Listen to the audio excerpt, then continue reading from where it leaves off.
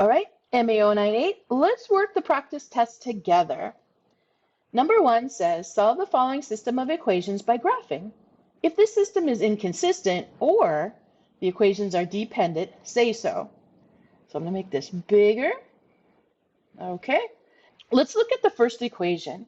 Now the first equation says 4x minus 3y equals 12.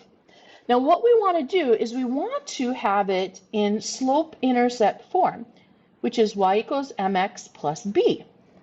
Well, when I look at it, I can see, no, it's not in that form. So we need to make it that form. And all we have to do is solve for y. So let's do that. I want to keep negative 3y here for a minute. I need to get rid of a positive 4x. The opposite of a positive 4x is negative 4x. So I'm going to subtract 4x from both sides. All right. So we'll have negative 3y equals, now since I want it to look like y equals mx plus b, I'm going to put the x first.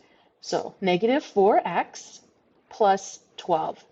But we're not done because we still need y by itself. So anytime we have a number next to a letter, it means to multiply. And the opposite of multiplying is dividing. Now we divide by whatever is hooked to the variable, okay? And we divide everything by that number. So what do we have? Well, we're going to have y equals negative 4 over negative 3x. 12 divided by negative 3 is negative 4 or minus 4. Now let's look right here for just a moment, and I'm going to make a little arrow over here. We have negative 4 over negative 3. Now a negative divided by a negative is a positive. So we're going to simplify this and just say 4/3. All right, so let's rewrite it right here, and then we're going to graph it. We have y equals 4/3 x minus 4. Now remember, when we were graphing it, the first thing we wanted to do is figure out what is the slope and what is the y-intercept. So we wrote y equals mx plus b right underneath it. We're going to circle our slope, which is right on top of the m. So our slope is 4/3. And our y-intercept, b, is negative 4. All right, so let's go over to our graph paper, which is really weird looking, really small. Remember, the first thing we have to do is graph our y-intercept. So that's negative 4. So I'm going to make this a little bigger here. And here we are at negative 4. Cool. Now let's go back and we're going to look at our slope. Now our slope is 4/3. We need to remember that slope is rise over run. So since my top is positive, or my numerator is positive, I'm going to go up 4 from my y-intercept now and run 3. Now let's do that. Let's go back to our picture here. We're going to go up 4, 1, 2, 3, 4, and over 3, 1, 2, 3. And here is, actually I'm going to change that color. We're going to keep it red. And I recommend that you use different colors for your lines, just in case you make a mistake. It's easier to go back to figure out which is which. But we're going to do the slope again. So 1, 2, 3, 4, 1, 2, 3. Now remember, you only need 2 points for a line, but 3 points is going to help me make this line as straight as I can. And hopefully you remember, we need to find where these two lines intersect. So I really need to make this line straight. So I'm going to do it one more time. 1, 2, 3, 4, 1, 2, 3. Now when you do this on Math Excel, of course they give you a really nice tool to make your line really straight. All right, so there's my line. Okay. And I'm going to label this, what is this line again? This line is 4x minus 3y. 4x minus 3y equals 12. All right, that one is done. Let's go to the second line. Here is our second line. And you know what's awesome about that? It's already in slope-intercept form, which is really cool. I'm going to rewrite it right here. Y equals 3x minus 4. I'm just going to make sure that I did that right. Negative 3x minus 4. Okay. I'm going to write y equals mx plus b right underneath it. Y equals mx plus b. I'm going to circle my slope, which is right above the m, because m is slope. I'm going to circle my y-intercept, which is negative 4. And that is really handy because guess what? They're going to intersect at our y-intercept. But we're going to pretend we don't see that. We're going to go over here. And the first thing we're going to graph is our y-intercept, which is negative 4. And that is right here. Now let's look at our slope. Remember, we want rise over run. So we need to rewrite this number as a fraction. Now, anytime we have an integer by itself, we just write it over 1. Now, we also have to remember, when we have a negative for rise, that means we're going to go down 3 from the y-intercept and then a positive 1. So I'm going to go over here to my picture again. I'm going to go down 3, 1, 2, 3, and over 1, make a nice dot. Down 3, 1, 2, 3, over 1, make a nice dot. Since we already know where they're going to intersect, I don't have to worry too much about, we're going to pretend that's a nice straight line. And then we're also going to label this one y equals negative 3x minus 4. All right, so let's shrink this. We graphed it, awesome. Since we have an intersection, we know that the system has a single solution. Now, what is that solution? Please, please, please remember to write a parentheses or type in a parentheses. It's always x, y. So my x value is 0, comma, my y value is negative 4, and then end parentheses. And you did it. Pretty cool. This one says solve the system by graphing. We can do that. We have y equals x plus 6 and y equals negative x minus 6. Now let's look at the first one. It's already in slope-intercept form, right? Y equals mx plus b. And right underneath it, I'm going to write y equals x plus 6. When I circle my slope, it's 1. Cool. When I circle my y-intercept, it's 6. Now we're going to graph it. Now remember, we always have to graph the y-intercept first. Now our y-intercept is 6. So we're going to go to 6 on the y-axis and make a big dot. All right. Okay, I'm going to make myself a little bit of an arrow here. And we need to remember that slope is rise over run. Now since we don't have a fraction for our slope, we need to make one. Anytime we have a number, we just, by itself, we just write it over 1. So our slope says I'm going to go up 1 and over 1 from the y-intercept. That's the most important part. So let's do that. I'm going to go up 1 and over 1. And there we are. Up 1, over 1. There we are. And once again, I'm laughing because I'm trying my hardest here. Oh, well, that one's not so bad, is it? Okay, so there's my line for the first one, and let's label it y equals x plus 6. All right. Let's look at the second one. Now, the second one says y equals negative x minus 6. Let's write y equals mx plus b right underneath it. And hopefully you can see that they line up. It's already in slope-intercept form, which makes our lives so much easier. Because now all we have to do is circle our slope. So I'm going to write it right here. M equals negative 1. My y-intercept, b, is negative 6. Now the first thing that we always do, remember, is we have to graph the y-intercept. My y-intercept is negative 6, so I'm going to put a dot on the y-axis at negative 6.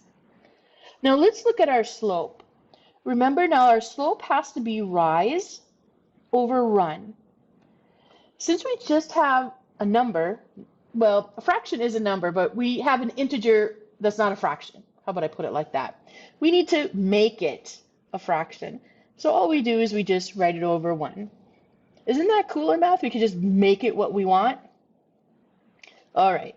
We can make it what we want as long as it's a legal math thing, right? So we're going to go from our y-intercept. So I have my pen on the y-intercept. I'm going to go down 1, right, because it's negative, and then over. So down 1, over 1, put a dot. Down 1, over 1, put a dot. All right, now make an arrow. The same thing as negative 1 over 1 is 1 over negative 1, right? They're both negative. So what I'm going to do is I'm going to go up 1 over 1, up 1 over 1, up 1 over 1, because the idea is when I draw this line, I need it to be as perfect as I can get it. And now I'm a little worried about my other line. For that one, we had up 1 over 1. So positive 1 over 1 is the same thing as negative 1 over negative 1. So I'm going to go down 1 over 1, down 1 over 1, down 1 over 1, down 1 over 1, down 1. Okay, so my line is actually not too bad. Now remember, in Math Excel, your line is perfect. You don't have to worry about this stuff. But we definitely, thank goodness, can see where they intersect at. And it looks like they intersect right here. And since they have an intersect, we know that we're going to have a solution. And the solution set is that point. So the solution is negative, looks like negative 6 on the x and 0 on the y. Now remember, when you put this into Math Excel, you have to have the parentheses there. Okay? You need the parentheses. So that's the graphing part. Let's go down to do the substitution. Solve the following system by the substitution method. Check the solutions. Now we have substitution method. That means we want to put something in for something else. Now when I look at these two equations, I'm going to look at this one first. Now I could solve for y here, and then I'd have y equal to something and substitute that in to the other equation. But when I look at my second equation, it's already solved for y.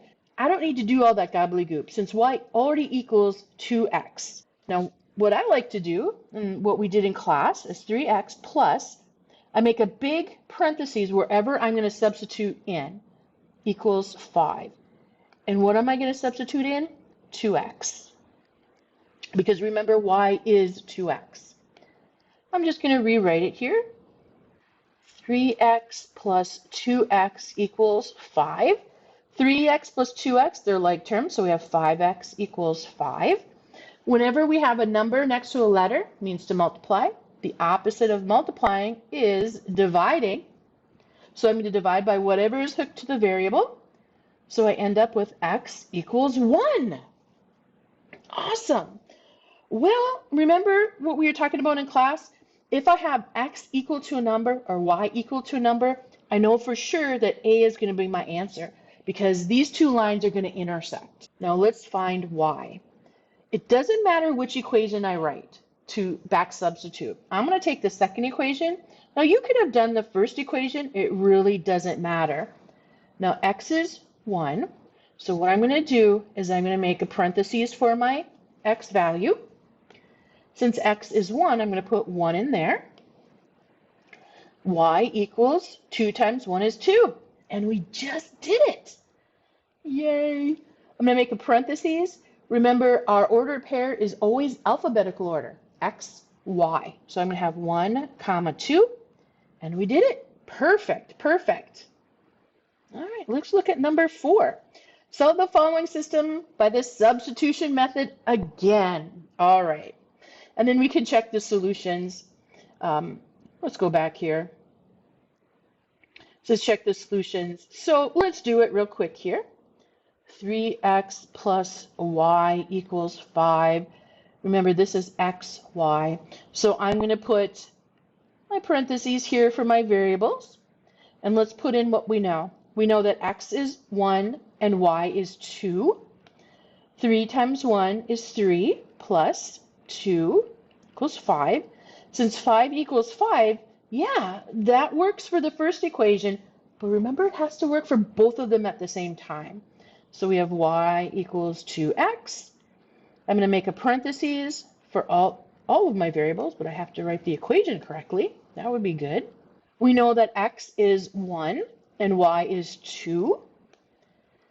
2 equals 2 times 1 is 2, and that also works. So yes, for sure, 1, 2 is our solution for this one. Back to this guy. 3x plus 5y equals 6. X minus 3y equals 2. We need to solve for a letter, either x or y. Now let's look at the first one. I have 3x plus 5y equals 6. I could solve for x, but to do that, I would have to divide every piece by 3. And that would give me 5/3, and that's a fraction, and no, let's not go there. Let's not go there.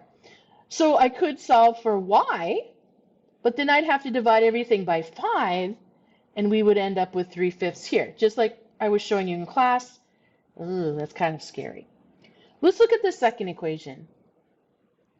I have x minus 3y equals 2. And let's look at this. I have x by itself. That means I have 1 as the coefficient, 1 is sitting out front. That's what we want. I guess we've already decided, or I've decided, we're going to solve for x in the second equation. Now we're going to need to write it. X minus 3y equals 2. I want to get x by itself. So the opposite of subtracting 3y is adding 3y. So we're going to have x equals 3y plus 2. Now, as I mentioned in class, it doesn't matter if you have 2 plus 3y or 3y plus 2.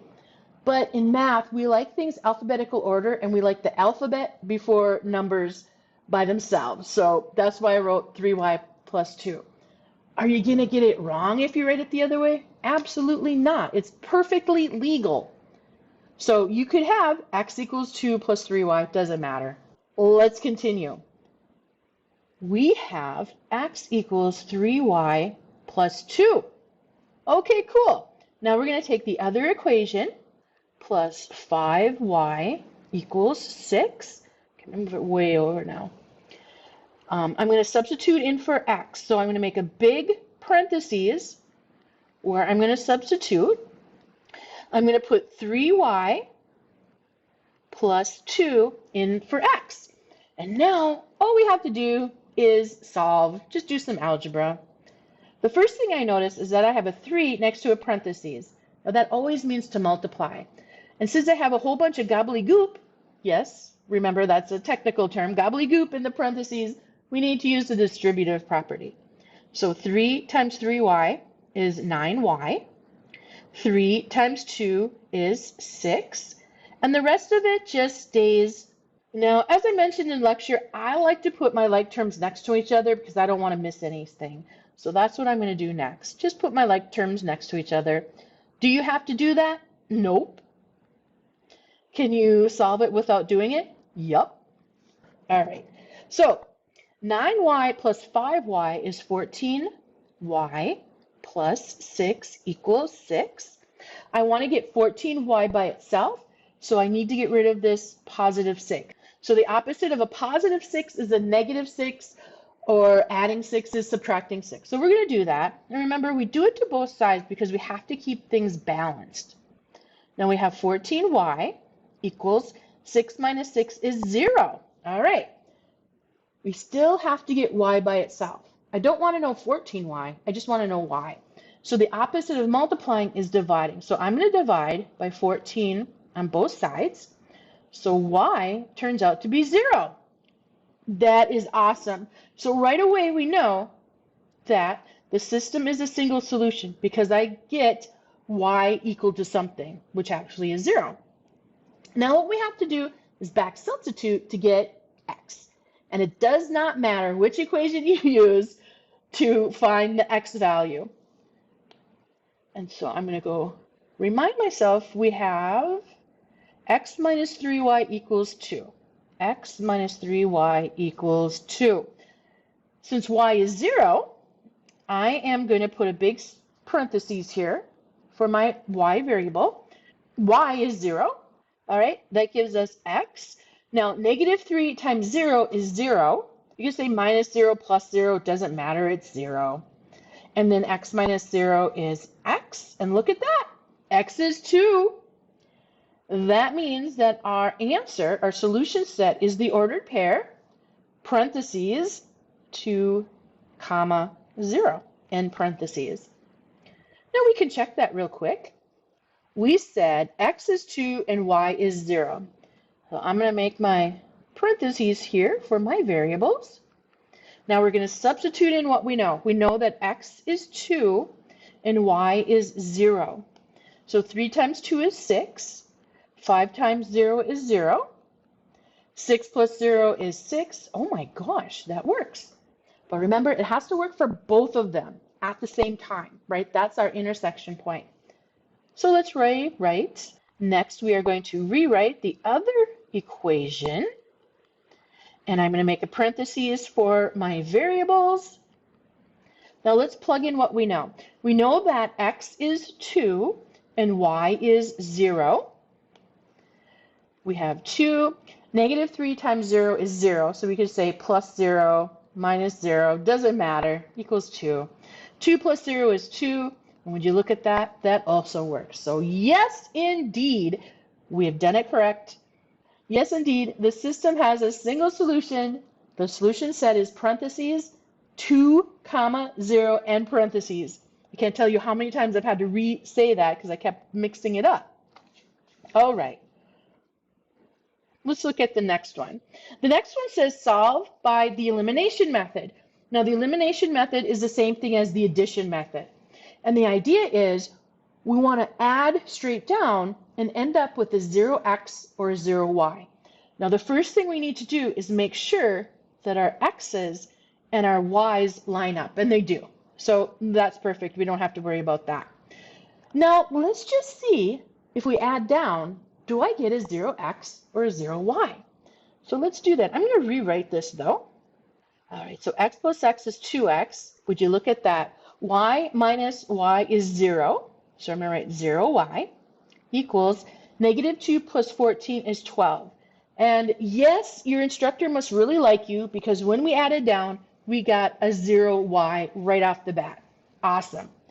I'm going to make a little arrow here. Now we have 2x. 0 times y is 0. All right. So that means we have equals 12. We want to solve for x. Whenever we have a number next to a letter, that means to multiply. The opposite of multiplying is dividing. And there we have x is 6. Since we have a variable equal to a number, for sure our answer is going to be a. That means that if we graph it, they're going to intersect. But we have to find y. Now, why do we have to find y? Because we need y. And that's funny. All right. We can use either equation to solve to find y. Why? Because we can. Remember, I proved it to you in class. I'm going to just take the first one. You can take the second one. It truly doesn't matter. I'm going to make a parentheses for my variable that I'm going to substitute. And x is 6. So we have 6 plus y equals negative 2. I want to get y by itself. So the opposite of a positive 6 or adding 6 is subtracting or a negative. So that's what we're going to do. We're going to subtract 6. Now we do it to both sides, remember, because we want things to be balanced. Remember, if my sister gets a Barbie doll, I better get a Barbie doll. Negative 2 minus 6 is negative 8. Or if my sister gets a candy bar, I better get a candy bar. All right. It looks like we have y. Y is negative 8. How cool is that?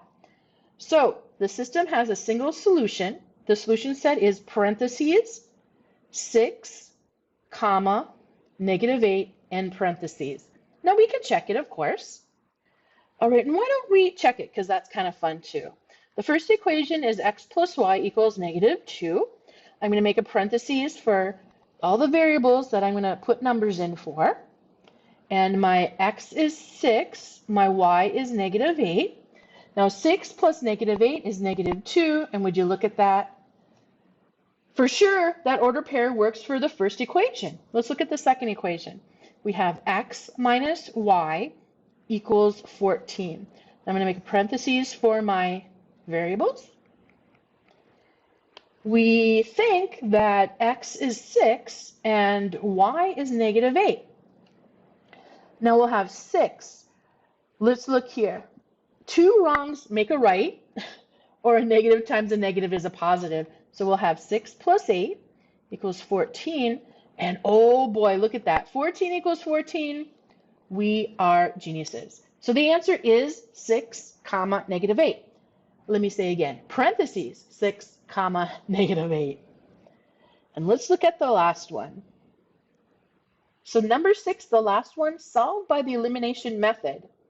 Let's add down first to see if your instructor actually likes you or wants you to do a whole bunch of stuff. So let's rewrite our two equations. 9x minus y equals 20. And by the way, when I say instructor, I mean me. Hopefully that was funny. Now let's add straight down. 9x plus x is 10x. Negative y plus y, oh, I must like somebody in the class because we get 0y. And when I mean somebody, I mean you. And then 28 plus 10 is 30. So I have 10x. 0 times y is 0, so we don't need to put that there, equals 30. All right, okay. I need to get x by itself, so the opposite of multiplying is dividing. So I'm going to divide by whatever is hooked to the variable, and in this case, it's the 10. And so I have x equals 3. All right, so we have x. Let's find y. Now, it doesn't matter which equation we use to back substitute. Let's use the first one. All right. Now all we have to do is back substitute to find y. Why? Because we need y. I just think that's funny. All right. It doesn't matter which equation we use. Let's use the second one. That gives us x plus y equals 10. And I'm going to make a parentheses for my x. And we say x is 3, so I'm going to put a 3 in there. So I have 3 plus y equals 10. I'm going to bring it up here. Just rewrite it. Now we want to get y by itself, so I'm going to subtract 3 from both sides. And we end up with y equals 7. Well, that's what we think it is. We think it's 3, 7. Let's just write that in there because we are very confident. Our ordered pair is parentheses, 3, comma, make that a comma, 7. All right, well, let's check it anyway. Our first equation is 9x minus y equals 20. I'm going to make a parentheses for my variables. Now, if these two numbers are correct, we should make a true equation here. X is 3, y is 7. 9 times 3 is 27, minus 7 equals 20. And 27 minus 7, yeah, that's 20. 20 equals 20, and we did it! Woohoo! But they both have to work because they're both true at the same time. Remember, when we graph these, they intersect. So let's do the second equation. X plus y equals 10. I'm going to make a parentheses for both of my variables. And we think x is 3, so I'm going to put 3 in for x. We think y is 7. 3 plus 7 is 10. And would you look at that? We are correct. Woohoo! Wow, that feels good. I'm going to shrink this up. So that is actually the end of the practice test. Now remember, the practice test looks exactly like the graded test. There's only 6 questions on the graded test. Hopefully this helped you, and I will see you tomorrow for the graded test. Have a good evening.